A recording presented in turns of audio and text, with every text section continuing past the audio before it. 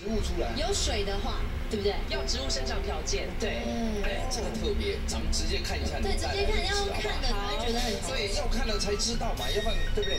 应该是说这个是北美开始起源的，所以你注意过，它大概在北美超过10年以上。它原本的概念就是一个环境友善 （eco-friendly） 的 paper，然后原料是用100%回收纸浆，然后再用手抄纸的方式混入了一些植物种子，之后变成一张重新等于说再生变成一张纸。卡片看完了可以拿去种，可以拿去种。这好像是全球。你知道，这让我想到以前就要那种马粪纸，你知道吗？它也是回收的。要举一个实例，比如说刚那张贺卡，我买了一堆的贺卡，然后我寄给我的朋友，我参加来我的 party， 那完了这个 party 过了，这个就没用了嘛。对，是，所以它的用途在原意就是这样子，它的原因就是当我们变成